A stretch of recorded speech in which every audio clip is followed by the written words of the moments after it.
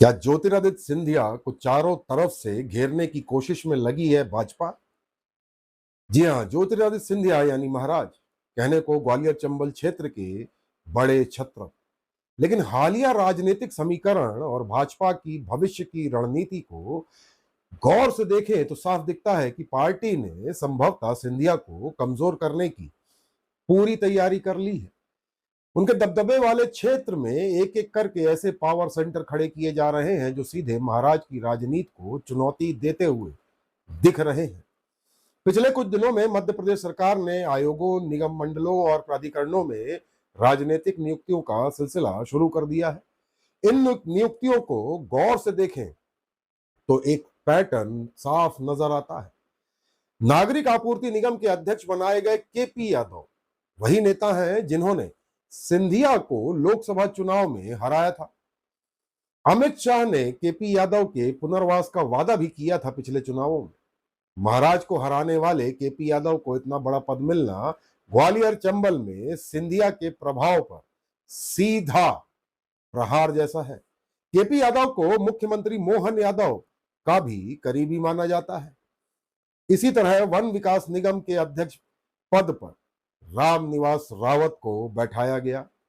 रामनिवास रावत ने केंद्र से मिले आश्वासन पर कांग्रेस छोड़कर भाजपा ज्वाइन की थी, लेकिन चर्चाएं हैं कि संभवतः चुनाव प्रचार में सिंधिया या उनके समर्थकों ने रावत के चुनाव में ज्यादा ध्यान नहीं दिया। नतीजा रावत चुनाव हार गए।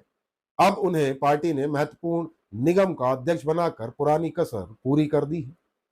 एक समय महाराज यानी सिंधिया के कट्टर विरोधी रहे जयभान सिंह पवैया को भी पार्टी ने वित्त आयोग का अध्यक्ष बनाया है। वहीं ग्वालियर ग्रामीण के नेता केशव सिंह बघेल को कुक्कुट विकास निगम का अध्यक्ष बनाया गया। कहने को इन्हें विधानसभा अध्यक्ष यानी नरेंद्र सिंह तोमर यानी मुन्ना भैया का समर्थक माना जाता है, परंतु सूत्र बताते हैं कि बघेल की नियुक्ति में किसी और जगह से ही जोर लगाया गया था। वहीं गुना लोकसभा क्षेत्र की बात करें तो लगभग हर दिशा से आने वाले रास्तों पर भारतीय जनता पार्टी ने ऐसे ऐसे पड़ाव यानी पावर सेंटर बना दिए हैं जो कार्यकर्ताओं को शायद महाराष्ट्र तक पहुंचने में बाधक बन सकते हैं।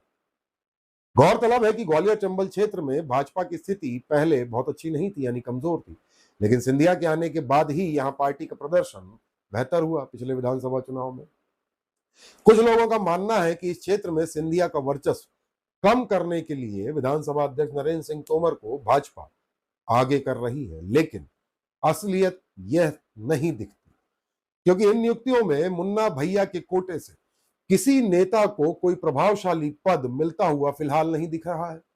वहीं रामनिवास रावत, केपी यादव और जयभान सिंह पवैया जैसे नेताओं की नियुक्ति केंद्र और मुख्यमंत्री मोहन यादव की सहमति से हुई है। वहीं केशव सिंह बघेल को ठाकुर होने के नाते मुन्ना भैया का कोटा बताया जा रहा था, लेकिन सच्चाई संभवतः इससे काफी अलग है।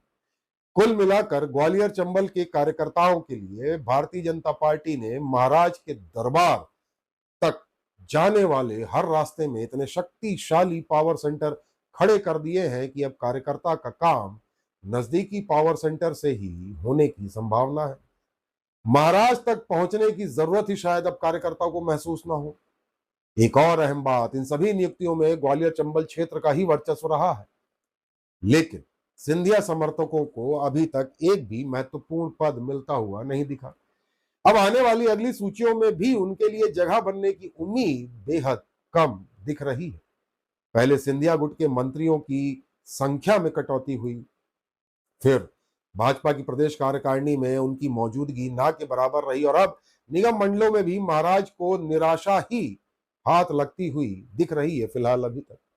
अंदरूनी सूत्रों का कहना है कि महाराज का ऑरा इतना बड़ा है, भारतीय जनता पार्टी का झंडा भी महाराज की परछाई में छिपने लगता है। यही बात शायद केंद्रीय आलाकमान को असहज कर रही होगी। कहा जाता है कि प्रधानमंत्री नरेंद्र मोदी और अमित शाह से के अलावा अगर कोई नेता तेजी से उभरता दिखे तो भारतीय जनता पार्टी तुरंत उसे किनारे लगाने की रणनीति पर काम शुरू कर देती है।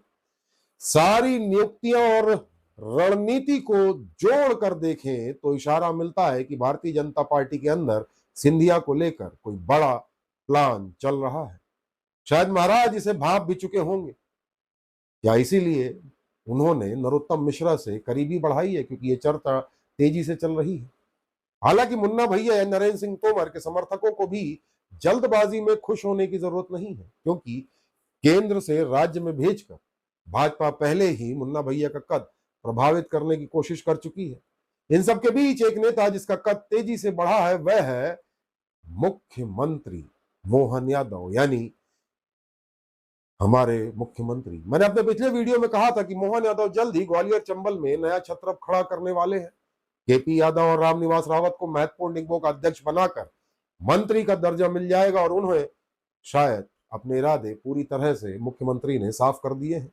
अब देखना दिलचस्प होगा कि महाराज को चारों ओर से घेर कर भाजपा आखिर क्या हासिल करना चाहती है, और ग्वालियर चंबल के कार्यकर्ता इस रणनीति पर क्या रुख अपनाते हैं। साथ ही एक और बात जो गौर करने लायक है, राष्ट्रीय स्वयंसेवक संघ यानी आरएसएस भी फिलहाल चुपचाप केंद्रीय नेतृत्व और मुख्यमंत्री मोहन यादव के पक्ष में खड़ी दिख रही है। देखना दिलचस्प होगा कि भविष्य की राजनीति में ज्योतिरादित्य सिंधिया के लिए भारतीय जनता पार्टी क्या निर्णय लेती है, क्योंकि वर्तमान हालातों और समीकरणों को एक एक करके यदि जोड़ा जाएगा बहुत कुछ सामने आने लगता है।